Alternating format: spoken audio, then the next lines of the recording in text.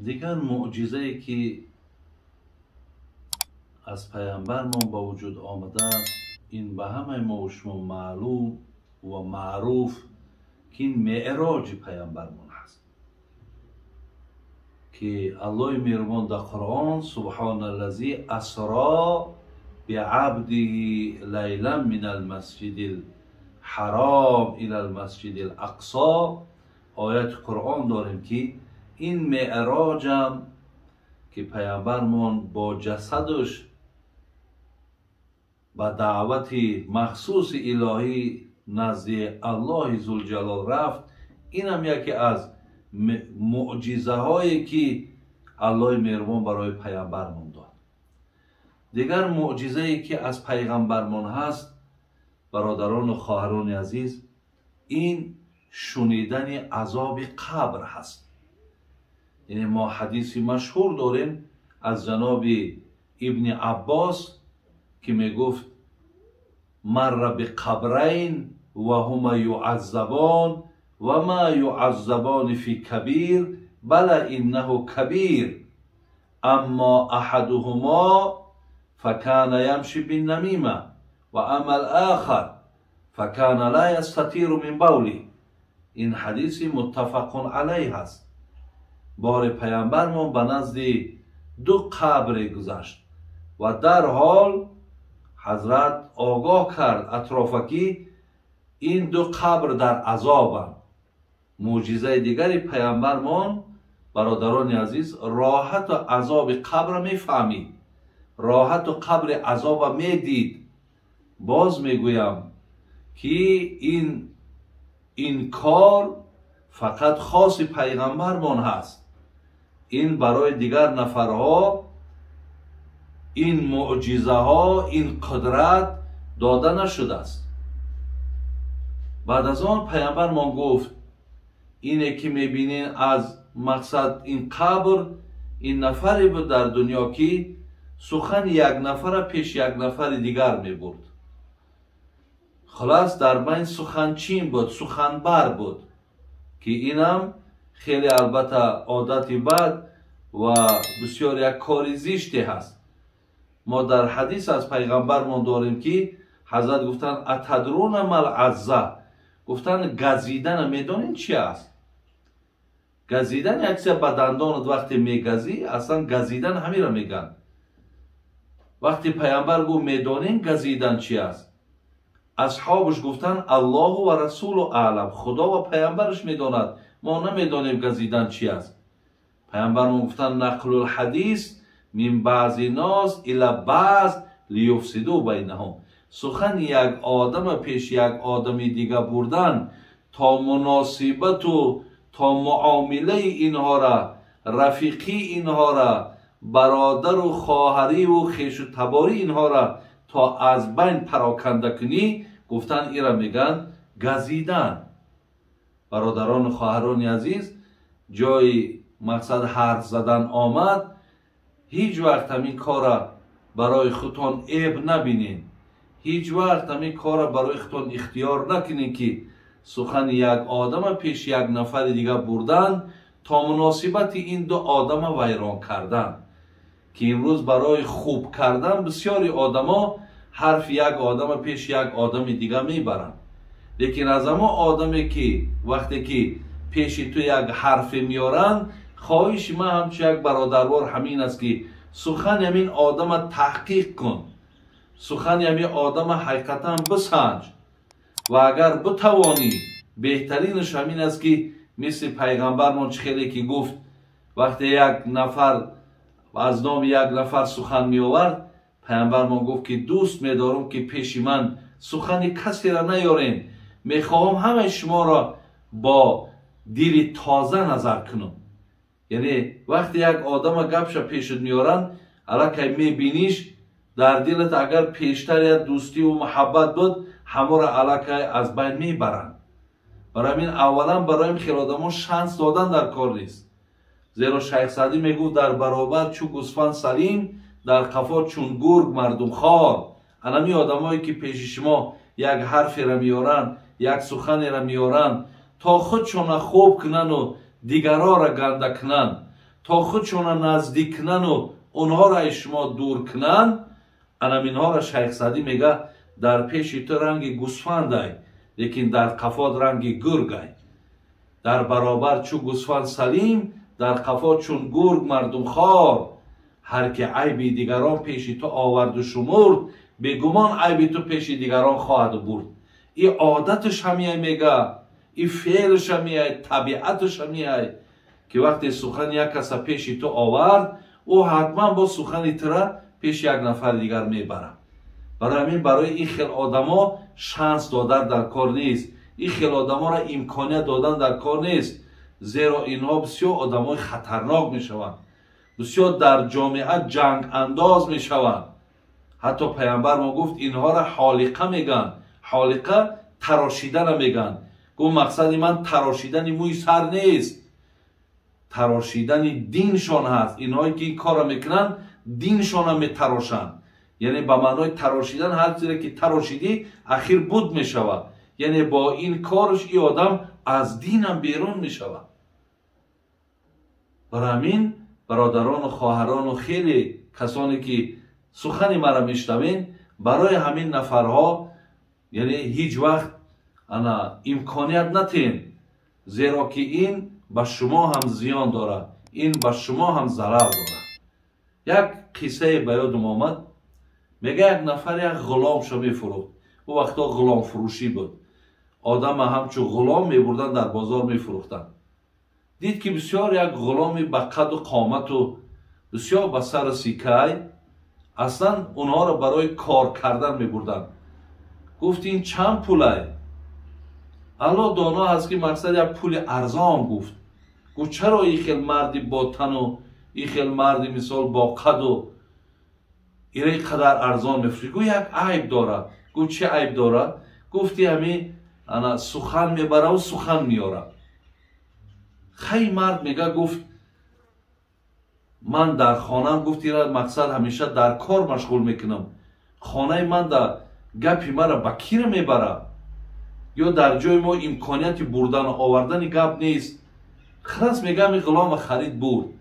یک چند وقتی در خانهش ایستاد و وقتی که الکی اهل خانواده قطعی دیگه معامله و مراسا و شناسایی که پیدا کرد، هر روز میگه زن این مرده که فیراد کرد. گفت من ای دستی تو نان و آب بسیار خوردم. این خیلی آدما بسیار برادران نیرنگشان زیاده، همینطور بسیار خداشون بیچاره و خداشون بسیار در یک حالت میگیرن که دیگر بگیم تمامی همین باوری را در اونا حاصل میکنیم. میگه گردنکش کج کرده گفت ای دستی تو من نان و آب زیاد خوردم، تو مادری من هستی، من یک خبر میرسانم به تو. گفت چی خبره؟ گفت همین شوهرت گفت که خوجین منای نیت زنگیری داره. البته هر آینه زن وقتی میشنود که شوهرش زنگیر میشود، خیلی مقصد دیگر برای یک بگیم تبادلات میشود، برای یک تغییرات میشود، برای او بسیار ناراحتی پیدا میشود. و یک چیز بدانید که این غلام دروغ گفت. اصلا همین آدمای سخن بر و سخن می آوردگی بعد دروغ بسیار میگن، دروغ بسیار میگن. چگونه که حضرت عایشه مادرمان پیامبر گفت که همین فالبین ها گفت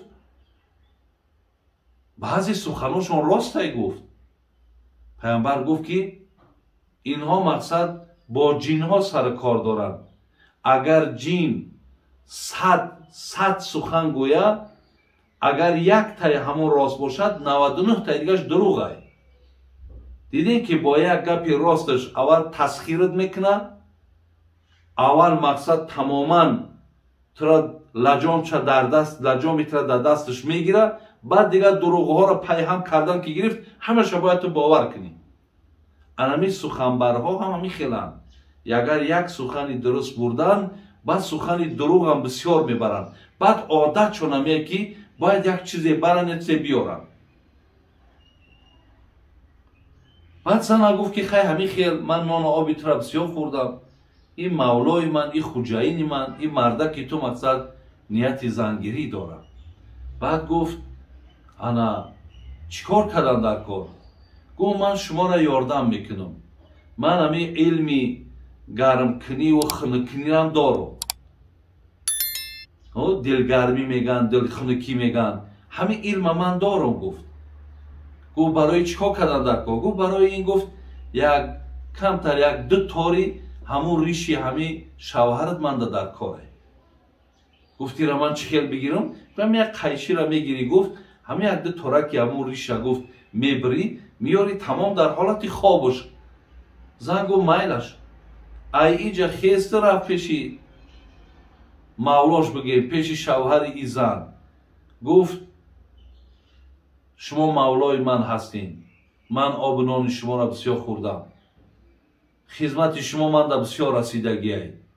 من یک خبر دارم، همین را باید شما دا بگم. چی خبر ای؟ همین آیلت، همین خانومت شما را نیتی کشتن دارم. گفت چی خیر؟ گفت من درک گفتم که همین شب، گفت انا در حالت خواب ترا باید که با ضرب قیچی باید نابود کنه. برای همین خطا گفت به خواب انداز، هرگاهی که همین آمد در جاگه خواب در آمد و مقصد دست به کار شید، آگاهی داشته باشی. خیلی مردک آمد بیچاره دیگر با ترس و هراس در جاگه خوابش.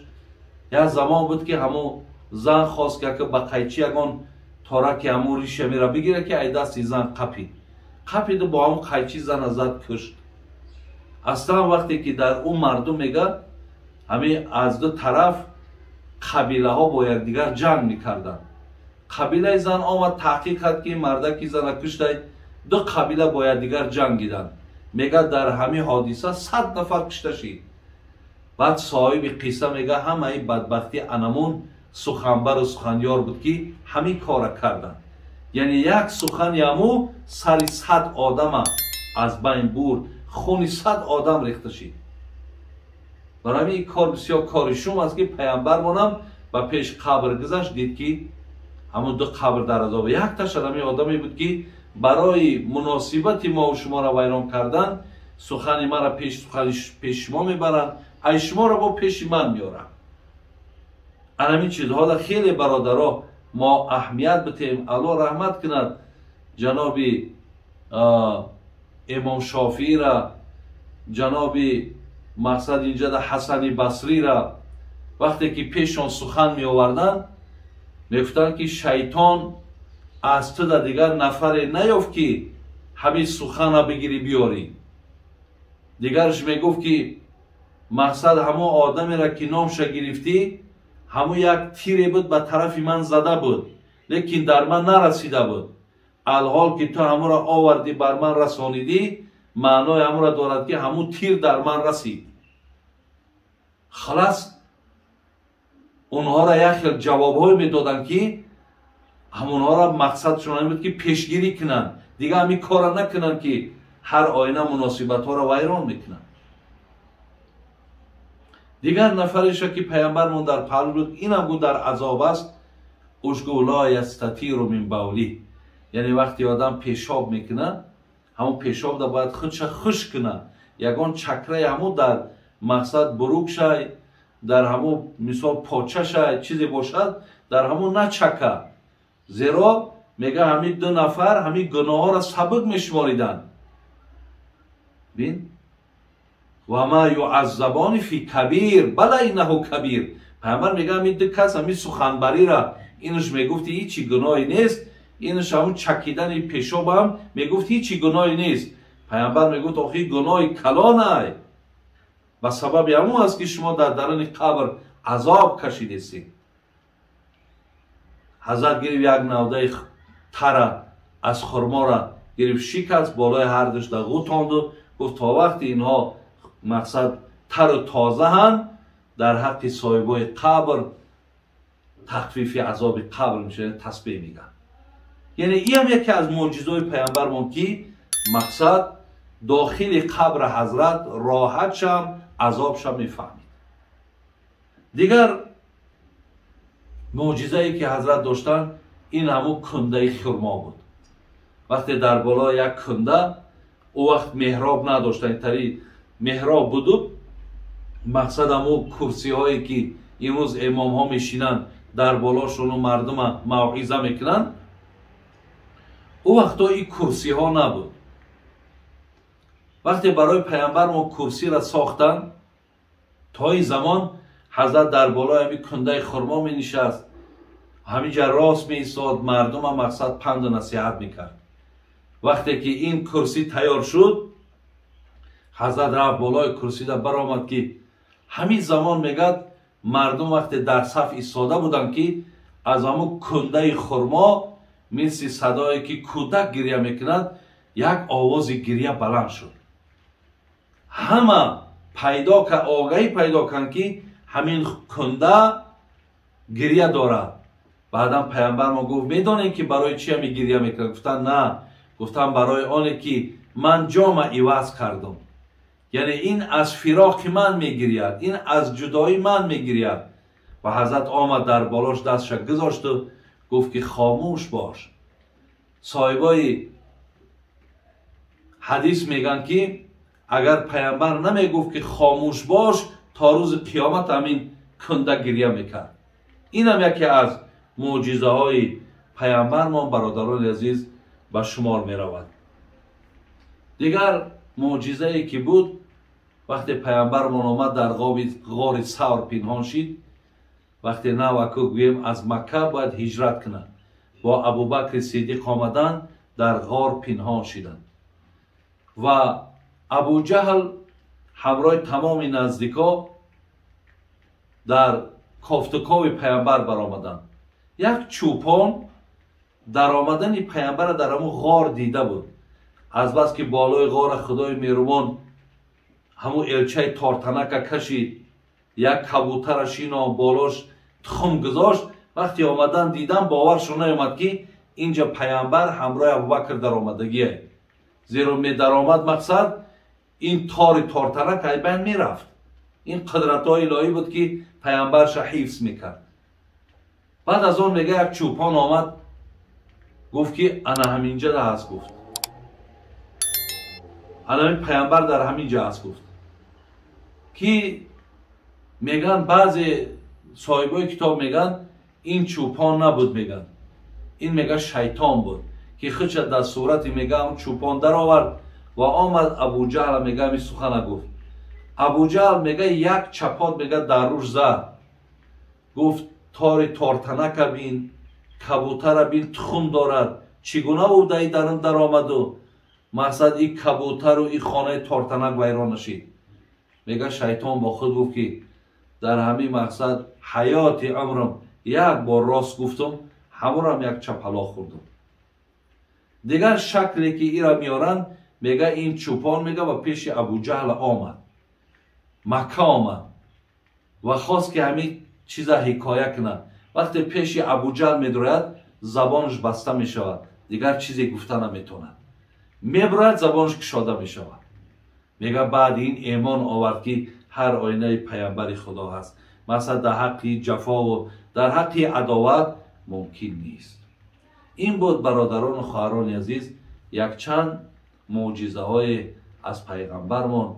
خدای مهربان توفیقمون رفیق و ایمان های همه ما و شما را کامل نگه دار. آمین یا رب العالمین.